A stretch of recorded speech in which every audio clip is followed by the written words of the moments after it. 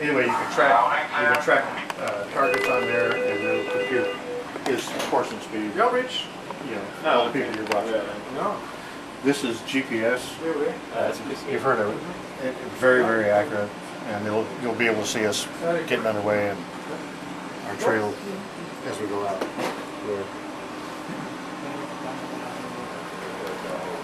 This is a brand new deal that's just coming online. Everybody has to have it at the end of 04. It's AIS.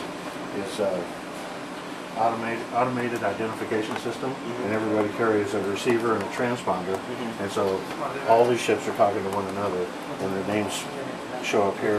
Well, if you get to the right menu, then you can see all the ships around you, and so you don't have to call the ship. Calling a ship on my starboard bow 3 miles away. Look over here. These are bad boys. This is where the fuel consumption comes from, and these are the 2 main propellers. So obviously port to starboard, slam them forward. Oh yeah. Thank goodness they're not azimuth pods made by Alstom. That He has it? pods. Alstom's almost bankrupt because of those. Then there's tunnel thrusters up forward. There's a tunnel through the bow like this with a propeller in it. And so they can push the bow either way you want to go for maneuver alongside the bow. That's cool. And so you can use these guys to control the stern. You use these guys to control the bow. Does that control the speed of the bow? I mean, it just pushes the bow one way or the other. If you push it that way, it makes the bow go that way. Okay. Push it. If you're going that way too fast, you can put the handle this way, and it'll slow you down. you have to coordinate with the guy at the steering wheel. Right. Yes. Right. Feel it, You're on your way. You're catching these up. You may not. Are we getting any tugs today? No. Those are the tugs. Yeah. These guys, because they come in and out of port so often, that's part of the reason why they have all this crap. This is replacement tugs right here? Yeah. What tugs? Tugboats? What, you get them? The tugs. That tugboats come cold? These out? Not these. Yeah. Because they have all this extra equipment. It's like bringing your own tugboats with you. Right. Cool. In emergency, they got a sound-powered phone. If a tug comes and pulls somebody into the port, do you get on the? Are you on the tugboat then? No, but I talk to them and tell them what to do. And Quickly and sternly. in my life, this is not a real ship. Yeah. It's too easy. Yeah, it is. Way too much stuff. New York Maritime Training Ship had the old hydraulic wheel, you know. You weighed 135 pounds, you had a lot of fun turning that. We got here? Yeah. Would you guys like a cup of coffee? Never-ending supply. It's actually piped up from the engine room. We got coffee, and there's cups up there. And everything that's out there, we can do here.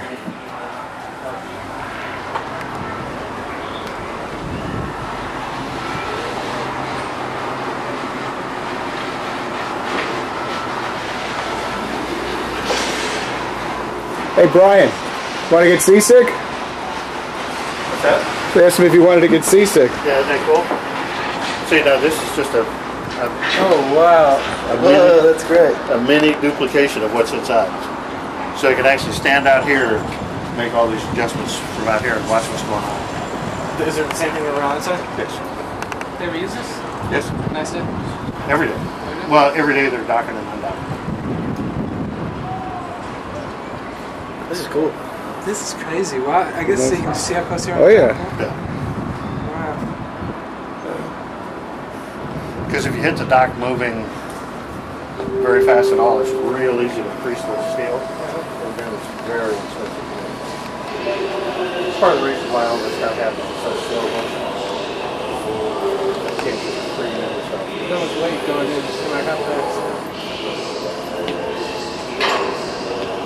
So that's the What do you do? Did you actually touch any of this stuff? No. On some boats too? some. Yeah. But passenger ships, the captains do their own docking and undocking. Oh, really? Which drives us crazy. Yeah. Well, they either go too fast or too slow. One or the other. Either way is wrong. We're about to take off here. Yeah. So when do you take off? As soon as we get off the dock and you start to ship ahead, and he will tell, you'll be aware it's a big deal. Are you going to sit in the chair? Why not? Nobody sits Nobody sits in the chair. Actually, I never do because I walk around looking at stuff.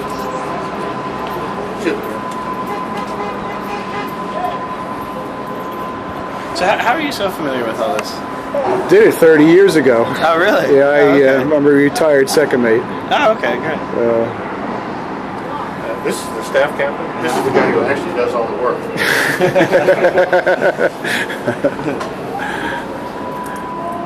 I work for, in fact, maybe you've taken one or two of our ships in a marine, industrial Comet, industrial Challenger. Oh, yeah. Yeah, we come in here, usually we come into Galveston with explosives. Right. Yeah. Yeah, we operate about 20 ships, mostly to South America and the Far East. Oh, okay. And we have an American flag one that's heading for Iraq tonight. It's loading up in Greens Bayou in Houston. Yeah. I'll make it my cup of coffee. Okay. It's got power plants on it for Baghdad. Jeez. Yeah. And it's a little heavy lift ship. Next to this ship, it would look like a lifeboat. Yeah. But it's got twin 200-ton capacity cranes on it, can lift pieces weighing up to 400 tons. Jeez. Yeah. It's a pretty.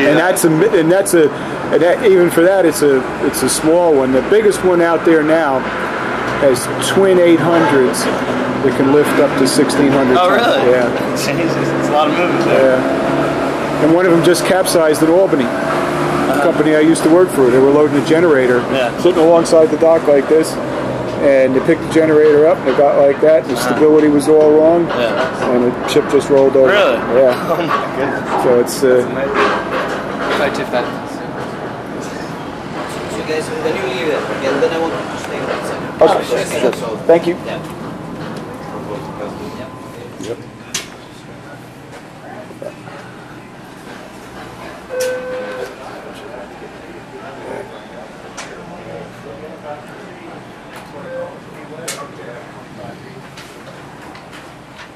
I'm surprised they haven't used the video. If you take the dock down, it could get subpoenaed. What's that? I said, I'm surprised they let us use the video. Oh, yeah. They said if you take the dock down, this could be evidence. Nice. Sometimes, like, at random, they'll have armed guards come up. But see what he's doing? Yeah. We're all used to summer weather. Yeah, he's putting a jacket on. He's going to be out there for a while. You don't notice the cold creeping up on you. Yeah. And then it's too late. You can't leave your post to go get the jacket.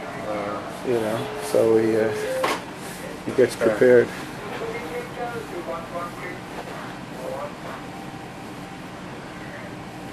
I'll send you a picture I got on the computer of the bridge of the ship that I sailed on. It's laid up over in Beaumont. The entire bridge is about from that thing to the same part on the other side.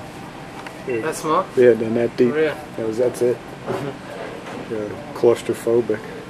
What did you do? You were second mate? Yeah. I sailed from 1969 till 1971. And then decided that, well, Mrs. Wilson decided. No mas? No mas. No mas. So, I don't miss it. I got classmates that are still sailing, they're my age. And When we go outside to watch the ship go underway, don't stand on the outboard side of the captain. Captain invited us Oh, he to told you to stay stay inside? in Okay. here. That's even easier. Yeah. Yeah. So it's exciting. There's no. You come into the harbor in Los Angeles. You always reach out and touch people. Right. In fact, there's a restaurant called the Ports of Call. You would leave, and the guy that owned the restaurant got the names of the ships that were going out by calling the pilots. Okay. And then he'd say, "Here comes the Atlantic Trader, and it's Captain Lerman is the captain. How you doing, Captain?